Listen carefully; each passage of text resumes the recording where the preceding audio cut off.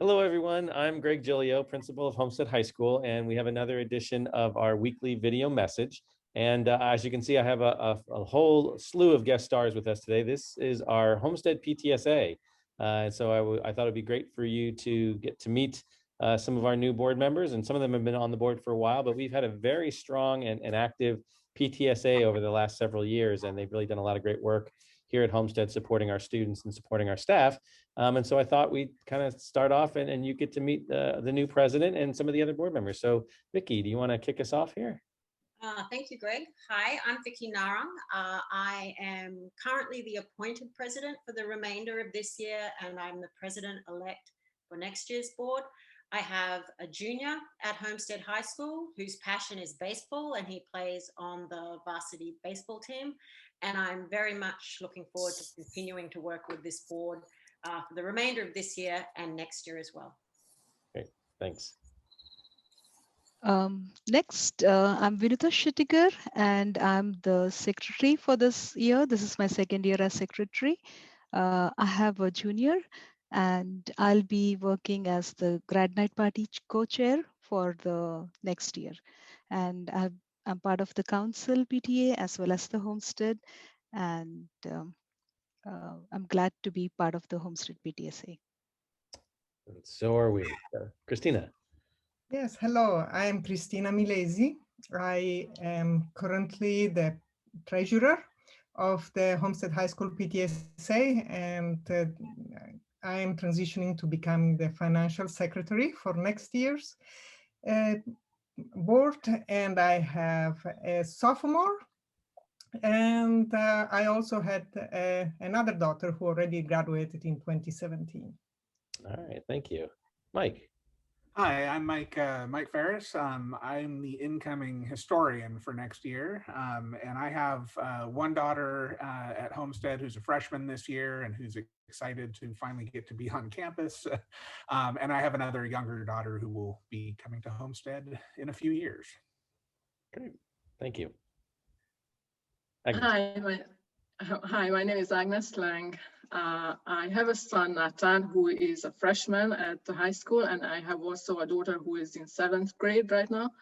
I am the parliamentarian on the board. I'm overseeing all the parliamentarian procedures, like voting and election, to make sure we are complying with our board, with our standing rules and bylaws. I am also continuing to be next year on the board, again in a parliamentarian position. Thank you. And last but not least. Hi, I'm Harita Menon, and I have a junior also playing with Vicky's son on the varsity baseball team. I also have an incoming 9th grader, a current 8th grader as well. So I'm currently serving as VP membership, and hoping to take charge of student programs in the upcoming year. Great.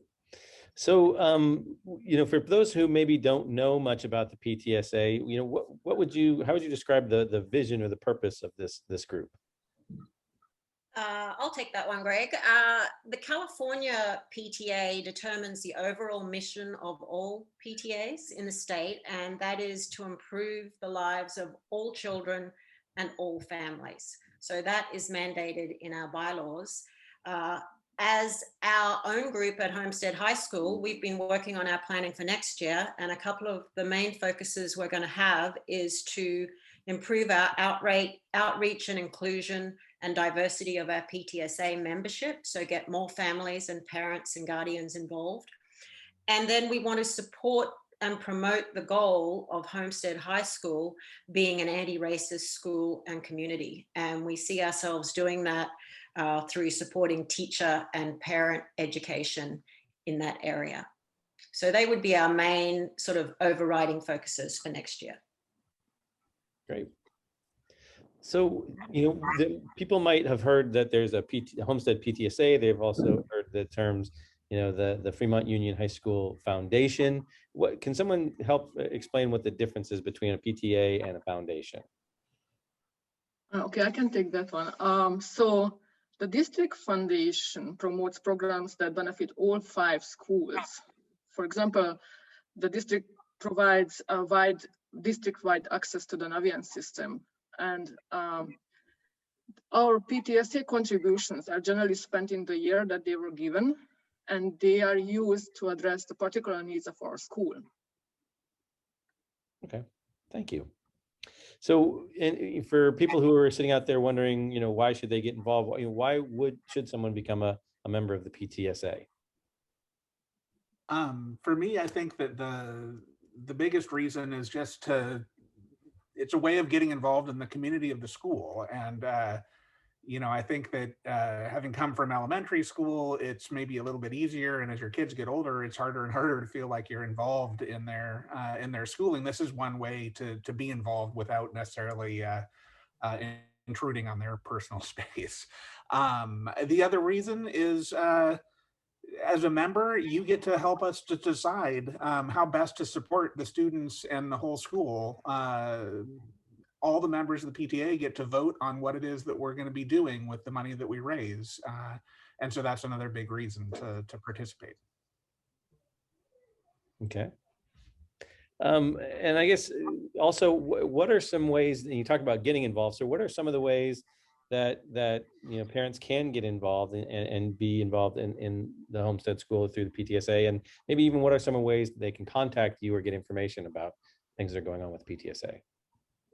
Yeah, so the easiest way, and we've been telling parents on all our forums, is to just go to the school website. So we'll go to hhs.fuhsd.org and go to the parent portal. And under the parent portal, there are ways to get involved. Sign up and do the PTSA donation, or how to become a PTSA member, how to join the parent forum, which is an email forum that has about 600 strong email addresses right now. And so that's the first level. That's the first way to just get in touch and stay in touch and continue to communicate with the school community. Okay. Anything else that any of you would like to share with our parents about PTSA or about the work they're doing, or maybe even things we're looking at to do in the future? I'll take that. So the best way is to attend our general meeting, get to know us, and that's a good way to ask questions. And at least for this year, we are doing it online, so you don't have to take out time and come to the school. You can actually join over the Zoom and be part of the team. And you can give us suggestions or any concerns, whatever it is, you can share with us, and we'll try our best to make it work. All right. Other last thoughts or ideas before I send you on your way? I would just like to say that there's lots of opportunities to get involved. It doesn't have to be a serious, big commitment. You don't have to be a board member. We have events, and if school goes back to normal next year, we have lots of hospitality events, we have lots of student events, and we are always looking for volunteers. So you can just come and be involved for a couple of hours and get to meet other parents. So I would just recommend that when you see those emails go out from our volunteer coordinator, you try it sometime and come and just give a little bit of time to the school. It's also a good way to meet other parents, and it's an easier way to feel have a sense of belonging to the school. And it's fun. Definitely. And so I've been working pretty closely with the board over the past 8 years that I've been here, and I've never had a stronger PTSA at any of the schools I've ever worked at. So I really appreciate a lot of the good work that you all, and the hours that you put in and the time you do. And so thank you for all of that. Thank you for coming on here and talking to some parents. Hopefully we get some new recruits and keep this train moving forward, because it takes a lot of work. But you guys do a lot of great work, so I really appreciate it. So I will let you get on with all the busy work that you're doing. So thank you for joining us for here today, and I'll get on with the rest of my presentation. So thank you everyone for coming. Appreciate it. Thank you, Greg. All right, take care. So again, thank you to our PTSA for joining us. Going to get on with the rest of the presentation now. So this is Friday, April 30th, our video message for the last Friday in April. Can't believe we're already here. Starting off, as we normally do, with some shout outs. And again, the theme for this month was, bouquets of flowers and giving out flowers and that kind of thing. And so we have two to give out to this time. So Bethany Matthews, a math teacher and quote unquote, for giving extra attention to a student that needed help. And after the student worked and completed unfinished work, complimented and praised them. Thank you for caring. Absolutely. So again, appreciate the effort there, Miss Matthews. And then also another shout out for our cafeteria staff for making the box lunches on campus. The grab and go lunches are fast, convenient, and much appreciated by all. And again, just if I could keep tooting their horn, our cafeteria folks, they have been here all along since March, been feeding the community with those free lunches. And then I've also now, not only are they continuing those free lunches, handing out thousands of those on a Wednesday, they are also feeding up to 600 kids, brunch and lunch, all free. Kids come in, grab and go. So they've really been a integral part of getting us back and keeping us in a somewhat normal area. So again, thank you for all their super hard work. And then thank you for pointing that out for others. A couple questions and concerns for you. So there was a graduation email that went out yesterday, and that was 4/29. That said, hey, there's a graduation, sign up for one of the 4 graduation ceremonies. And the link was not supposed to be live, but it was live. And so people were able to start signing up, which actually kind of caused a little bit of a panic. So definitely very sorry about that. It was not supposed to be live until today, Friday the 30th at 4 p.m. If you're watching this at late, you'll already passed all this. But again, what we have done is we've closed that link. We're clearing the registration and asking everyone to, again, officially register when it opens up for good at 4 p.m. on 4:30. So again, if you've already registered and you got into that early accidental window, you're going to have to go back and re-register. And if you haven't registered, don't worry. There are all the spots are there. So you'll be able to get a chance to do that. So again, I know people are trying to coordinate with friends and figure out when they will be able to be in the ceremony together. And that's our hope, that everyone gets the chance to fairly get into a group together. So again, sorry about that confusion, but we have fixed it. And again, if you're watching this past 4 o'clock on April 30th, then, you probably already know all about this and you're moving on, but just wanted you to be aware. Question was, if I'm participating in remote learning option 2, do I still need to complete the symptom check form that gets sent to me every day? And option 2, for those of you who may not be familiar with that, is that those are the folks who are not coming for the academic portion of the day, but they might be coming in the afternoon portion of the day. But although it doesn't actually matter what period or what option you are doing, you're getting sent this email this link in the email. We ask that everybody fill it out, even if you're not coming to campus, because there's actually a question on there that says, are you coming to campus today? If you hit no, survey's over and there's not a big deal. If you are coming to campus though, for any reason, whether it's classes, practice, robotics, club activities, whatever, please fill that out so we know that you have been cleared. And again, I'll ask you a couple questions and move you forward. And again, this is that same survey that we're asking everybody to do in the morning. And it makes it really easy if they've already done it by the time they get to school and they just flash us on their phone or on their computer that they got that green check mark. It's got the right date on it. We will then actually let you go into class. Otherwise, you have to sit there and do it, or we may call you out of class if you're actually in class. So again, please make sure you're doing those. It is very, very important. It just helps us ensure that everyone is safe. And again, that's one of the big concerns out there, that we want to make sure that everyone's following the rules and that everyone's staying safe. So thank you for helping us with that. All right, what's the plan for finals and how do we ensure, this is sort of 2 different questions put together into one. How do we ensure the same conditions for students who are going to be taking finals in remote learning and in person? And so let's talk about the schedule a little bit. We are going to be calling it Opportunity Week again. And again, Opportunity Week has got a different connotation than actually finals. Finals is more high stakes grade. There will be some classes that have those high stake finals in there because you might be connected to like an AP class or that kind of thing. But there's also going to be chances that teachers are going to be looking at assessing students in different ways, an opportunity here to make good on your semester, which has been a hard semester, and to really do your best that you can. So there's going to be lots of different things, but our schedule is going to look a little bit like this. And if you can kind of look through all the grids here, things are going to look somewhat normal the week of the 24th. There is no asynchronous Wednesday on that week. You'll see we're going to do periods You know, they'll do the Monday, Tuesday blocks, then the Wednesday, Thursday is the blocks. Friday is the start of finals, and Friday is also the last day for seniors. And so again, we're calling it finals, we're calling it opportunity week, but again, the periods there you'll see that are an hour and a half follows along that way from Friday. There's a holiday on Monday, which kind of also messes us up a little bit. So we go Friday is the start of our opportunity week. Tuesday, Wednesday, Thursday, you see there's 2 periods a day except for that Thursday. Graduation, as you know, will be on Wednesday and Thursday in the afternoons, and then Friday there is no school for anybody. And so again, teachers report in, students don't. But that's what the overall schedule looks like. This is posted on our website, so you will be able to look that up to your own leisure as you need to. Again, we are holding it both in remote and in person.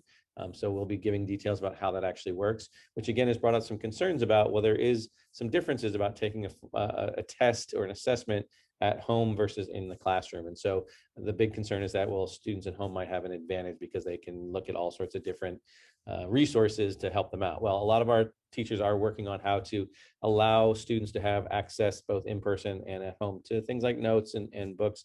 There's different ways that that's going to happen. So just again, talk to your teachers and find out how that'll be. I do want to point out though that our academic integrity policy does state that students will not access other materials on tests other than the ones that the teacher allows. So if you are accessing something at home, you're actually violating the academic integrity policy, and you could be, running yourself some jeopardy there with your grade if you are cheating on a final. That could be very serious. And so over this year, we've learned to be a little bit better because we know that we have found some students that are using outside resources to try and get answers and to try and increase their grades. So we want to even that out. So the teachers are doing things with their tests, such as adding or adjusting questions. So it's really harder to use those outside sources because so you really got to pay attention to questions because they might put something in there that actually changes what they're looking for. And if your question goes a whole different way, or you're using some logic or some steps that we've never taught you, then that may be a big tip as to why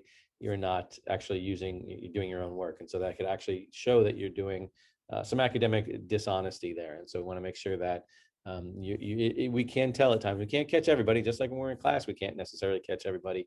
But I do want to point out that, this is one of those times where as a student, as a person, there's going to be opportunities throughout your lifetime to cut corners or to possibly cheat or to do something. And again, you can take the risk doing that, but also there are consequences that may not come.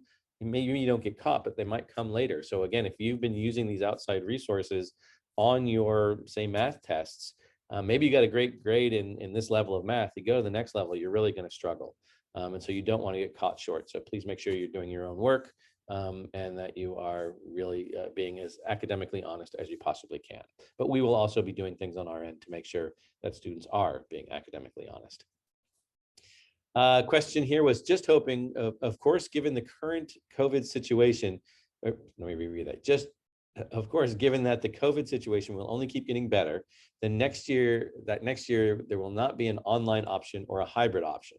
I'm going to check that sentence a little bit. That yes, right now things are going well, but there are also places where things are surging, where variants are starting to come out and things are starting to happen. So I can't say that everything is only going to get better.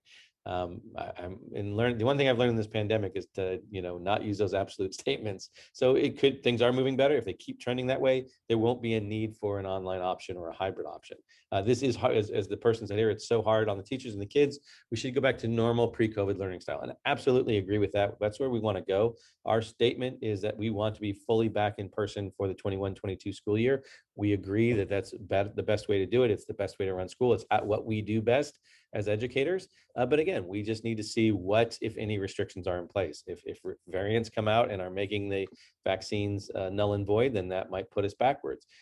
If we are maybe holding steady, there might still be things like 3 to 6 feet of distancing, which is what is actually limiting some of the reasons why we can get kids on campus. So right now, our current hybrid is happening because we have to have 3 to 6 feet between kids and or adults. And that limits the number of kids we can safely have in a classroom. So if we have something like that, it may actually adjust that and create some sort of a situation. So, but one of the hopeful signs out there is that there's some vaccines that are being worked on that might get approved for people 12 and up. And so if you can imagine, if we have every single student and every single adult vaccinated, then that puts us in a really good position. So again, if you can, please make sure you're getting vaccinated. If as soon as those things open up for your age group, and right now 16 and above, please go out there, get your vaccine. That's going to be one of the things that super helps us. And again, you just continuing to do all those things that keep yourself and your family safe. Next year, will there still be an asynchronous day like on Wednesday for advisory? Well, kind of going back to the last question, right? If we are 100% in person, then we're going to be back to that requirement of 5 days a week of daily instruction. And so we would have to replace that asynchronous day with something like a skinny day. Now, it could be on a Monday, it could be on a Wednesday, it could be on a Friday. It's been on there's a variety of reasons to have it on those different days. But again, the idea was if we're back in 100% in person, you're going to see that asynchronous day become a skinny day. And what I mean by skinny is where every period meets for about 45 minutes, and the skinny period, and then they go through the whole day. Now this question, it was a long one. There was also some stuff in here about advisory, not wanting advisory, that advisory was taking away from instructional time, and that to get away with it and not do it. And again, advisory was put into the Wednesday day because it did help us increase the number of instructional minutes that we were providing for your students. True, it wasn't academic instruction, it wasn't math or science or English, but these are some of those very important pillars that we are helping to try and build within our own community to really make it a safer, more inclusive campus. And so again, we're done subjects from climate change to stopping anti-Asian hate, to stopping the pyramid of hate, to celebrations of Black or Latinx culture. So there's a lot of different things that we're doing, and we're really trying to make campus feel safer and be safer, and that students feel included in what's going on here. When we do go back to live person, one of the things that we do have an option for in our contract is that we can use up to 10 tutorials for something like advisory. And we have done advisories over the different years. We've not quite found the right model for it. But again, we definitely the entire district has been pleased with the way we're doing advisories and what that's brought to our campuses. So I will say that you'll continue to see something like advisory. It won't be every week unless there's some major change or we're back in remote learning or something like that. But we will be using some time to really look at bringing those whole campus learnings and keeping those whole campus learnings, because we do think they're pretty important. Have there been any positive COVID cases since the students started hybrid learning, whether on campus, on or off campus, like at clubs or sport events off campus? So one just little note here, I can't give a lot of details. If there are positive notes, I can't reveal whether it was a staff member, a coach, or a volunteer student. But we will report and let you know to the individuals if there is an issue. We have been testing our students that are in seasons 2 and 3, the indoor athletes, and even some of the outdoor contact sports like football or soccer. Season 2 has just ended, but again, we've been testing a lot of kids. We've been testing hundreds of kids a week. We did have one positive case in athletics. But fortunately, on the day they got tested, there had not previously been any close contacts with our students. So there wasn't a need for kids to quarantine or to stop playing. And then that one even turned out to be a false positive. So that was a pretty fortunate thing. So that was nice that we were able to quickly relieve that. Just so you know that if there's ever a situation though where somebody in your class or student's class or on your team or in your club or whatever has a positive case, you're going to get contacted and say, this happened, you were either a close contact or you weren't a close contact, and here's what to do and moving forward. So if you haven't heard anything, that means your kid is not part of that team or not part of that class. If you have heard something, then again, they'll be told what the process is. But I have to say, things have been going really, really well since we've started back in hybrid. There haven't been any students that have called in to say I have a positive case. There haven't been any staff members that have called in for positive cases. So we're looking pretty good at this point. Again, there was that one in athletics, but it turned out to be a false one. So again, feeling good and looking good so far. And the next, oops, I'm frozen here for some reason. I wonder why that is. Hang on a second, let me get this back in. And oh, we're at important dates, that's why. Sorry about that. So important dates, I want to make sure we missed something. Yep, we're at our important dates here now. So again, some big things coming up that I want you to pay attention to. Today, the April 30th, their progress reports are coming out.